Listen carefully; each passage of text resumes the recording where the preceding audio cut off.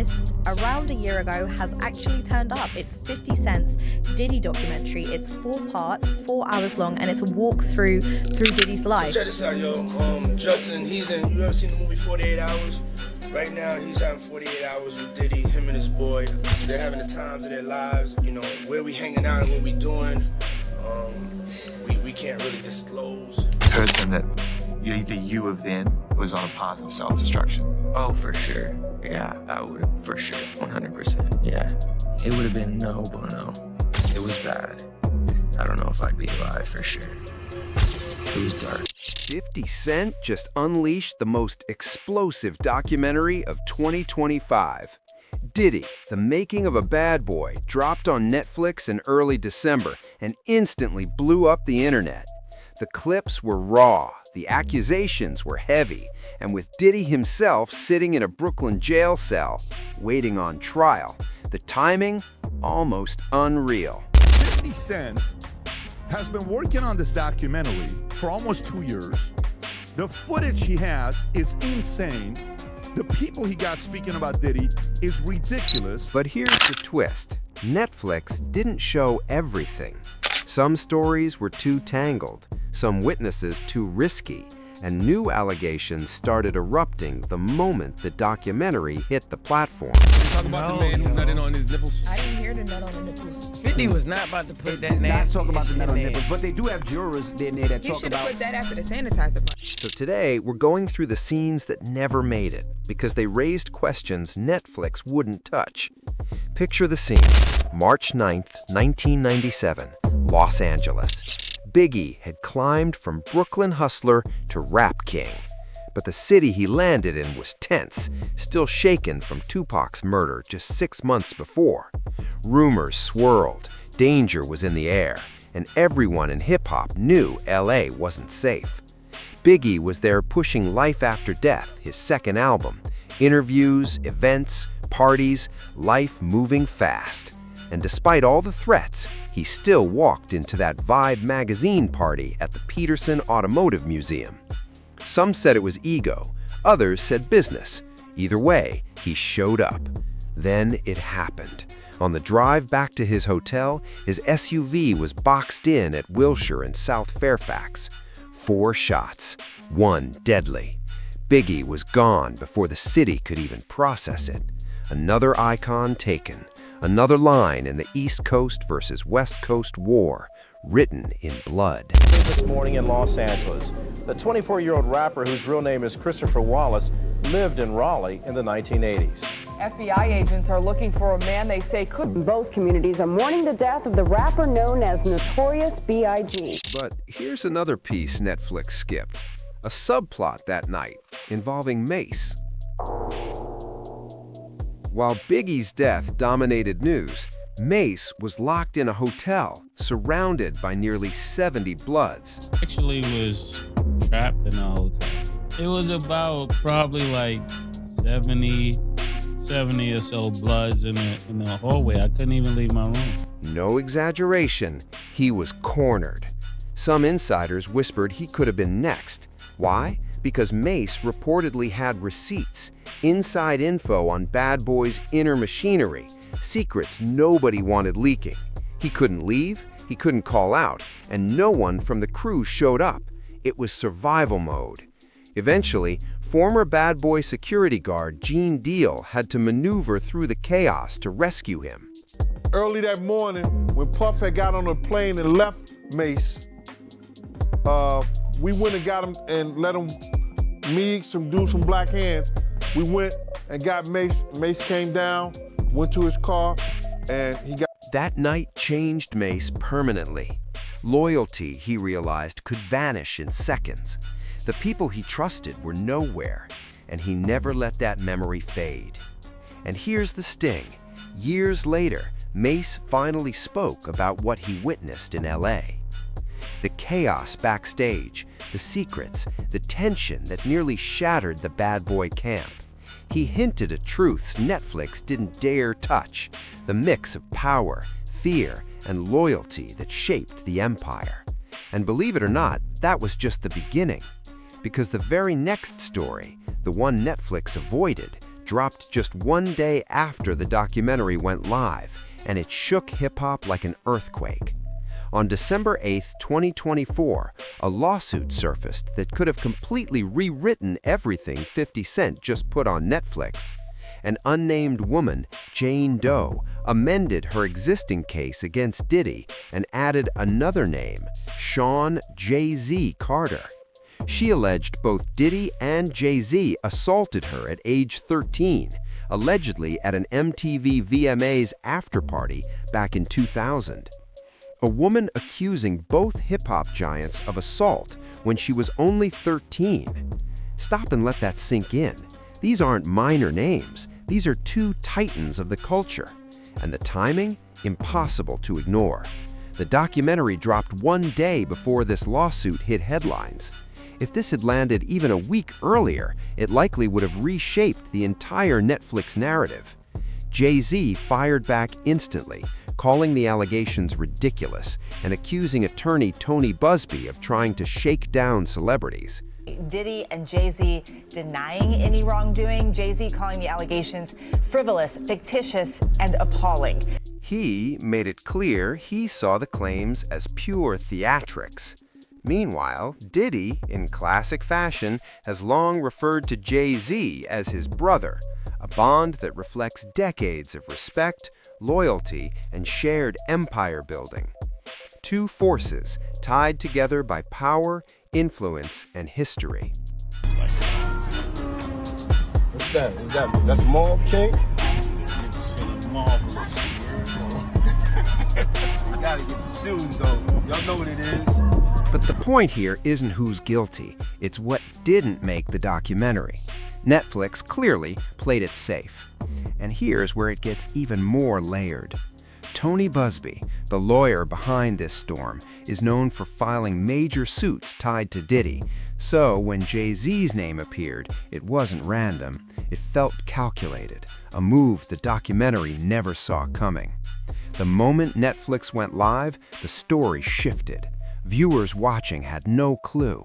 This is the kind of twist that makes you wonder how much of the real dirt, the dangerous, ugly, behind-the-curtain truth ever actually makes it on screen. And just like that, Netflix's version of Diddy's empire left out one of its most explosive chapters. The Jay-Z, Diddy, and Jane Doe case changed the narrative overnight, but the audience was left blind to it. That's the pattern with this doc. Some truths were simply too risky, too messy, too radioactive. And one of the biggest files missing? Kim Porter. Her name never crossed the documentary, yet her story runs straight through the Bad Boy dynasty. Kim Porter wasn't just Diddy's former partner, she was the mother of his children, an essential force in his world for decades, and someone who saw every layer behind the polished curtain. And what happened leading up to her death is exactly why Netflix stayed away. Kim died unexpectedly on November 15, 2018, officially from pneumonia, but her final days paint a haunting picture. Weeks before she passed, she attended a Hollywood premiere with Diddy, the Netflix premiere of The Holiday Calendar, starring her son, Quincy Brown. Reports say Kim was already sick, fever over 102, flu symptoms, yet she still showed up. Diddy, focused on optics, allegedly insisted the family be there. Cameras flashing, the curated perfect family shot. Quincy in the center, their twin daughters on each side, Diddy up front, and Kim smiling through visible discomfort. And then comes the rumor mill. Kim had reportedly been considering a book, a tell-all about life inside the industry and the people surrounding her. Some said it was a wholesome parenting book. Others believed it might expose things Diddy wouldn't want public. Her relationship with him was complicated. They met in 1994, welcomed their first child in 1998, split when Diddy dated Jennifer Lopez, reconciled, had twins in 2003, then broke up again in 2007 after news of a secret child with another woman. Still, they co-parented, and Kim remained a pillar in the family. But darker chapters existed. During one breakup, Kim got involved with Shakir Stewart, a Def Jam executive. Reports claim Diddy reacted violently, leaving her with a broken nose. Months later, Stewart died by a self-inflicted gunshot wound, though rumors whispered that her death might not have been as simple as it looked. Those small, uneasy details added weight to a chapter Netflix refused to even acknowledge. In her final days, Kim's maternal instinct was loud and clear. She sent her kids to Diddy's home while she tried to recover. 3 days before she passed, she left him a chillingly ordinary message: "Take care of them."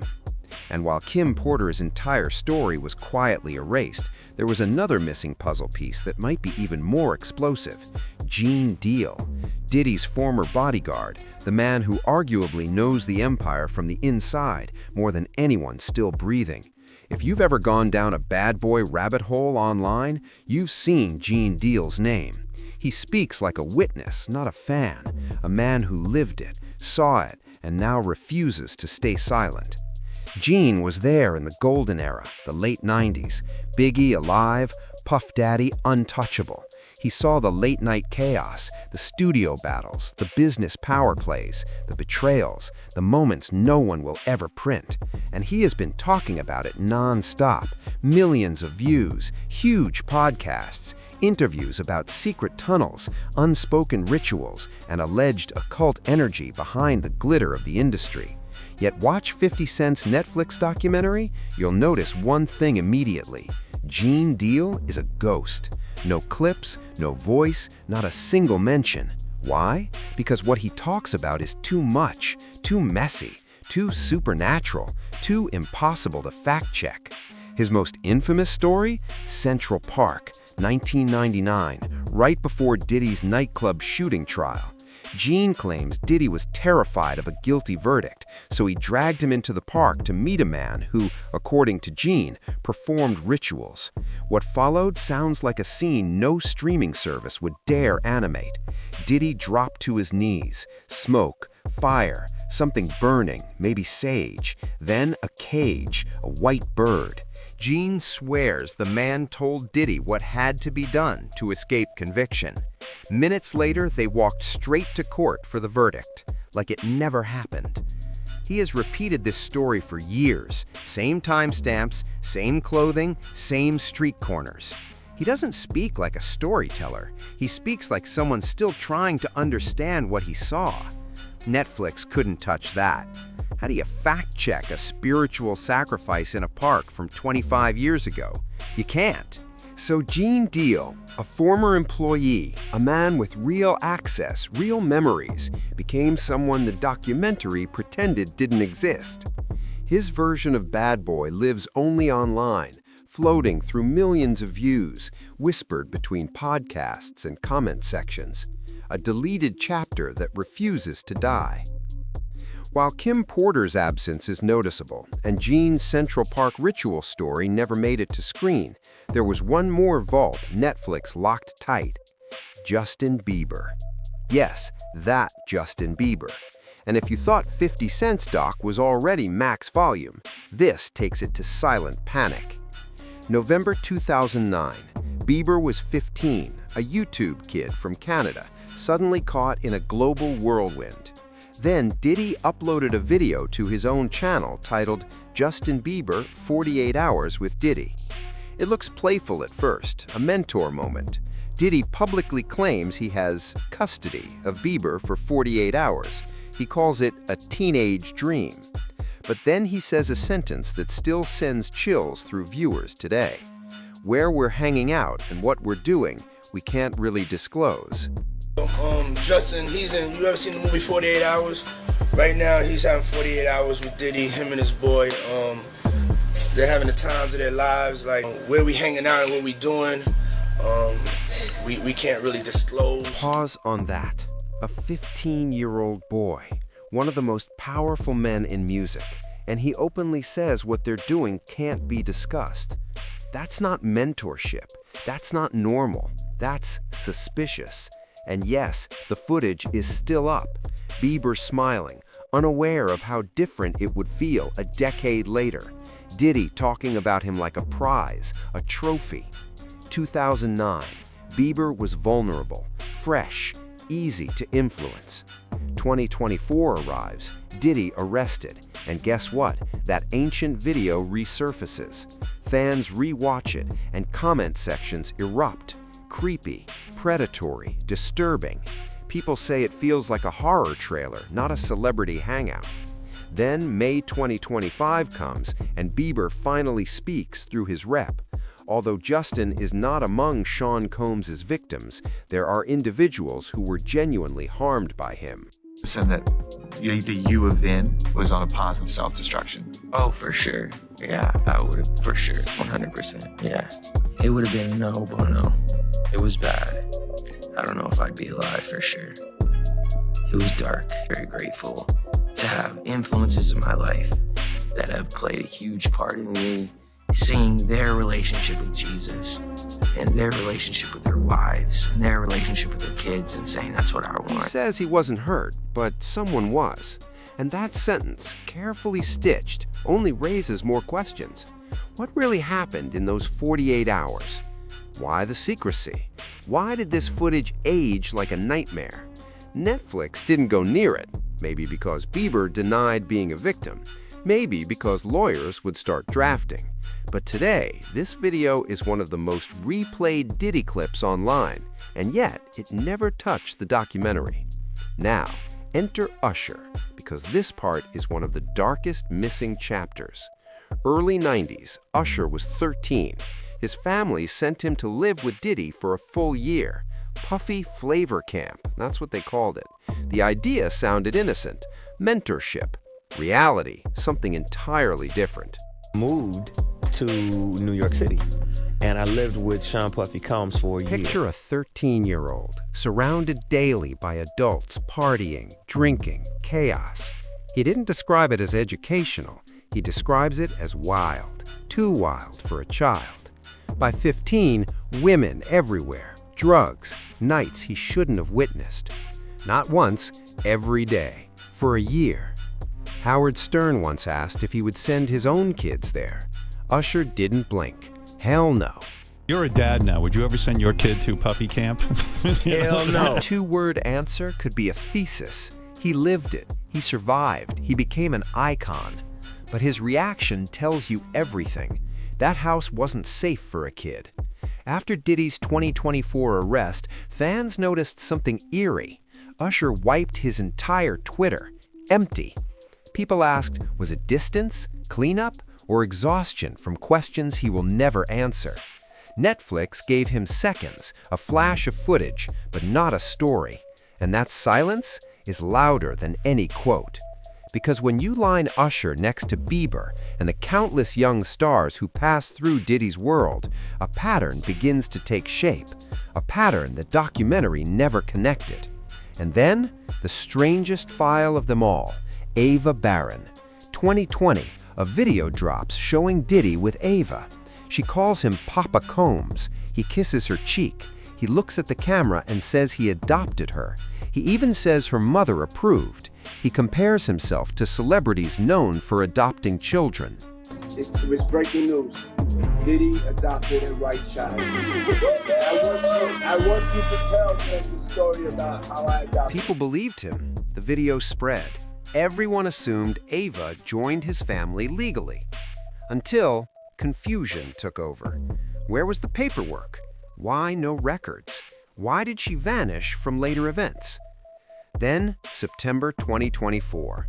TMZ reports Diddy never legally adopted Ava. Sources call the video a skit. Ava, supposedly, was just a close friend of his twin daughters.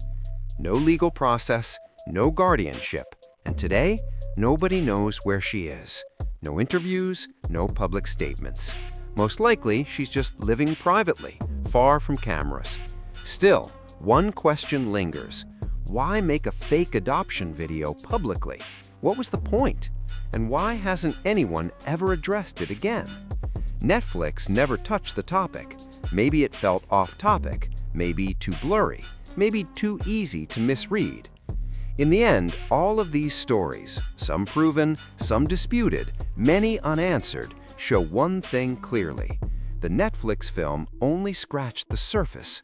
Outside the documentary, In whispers, YouTube clips, lawsuits, and vanished footage lies the rest of the empire, a picture that is still incomplete and maybe always will be.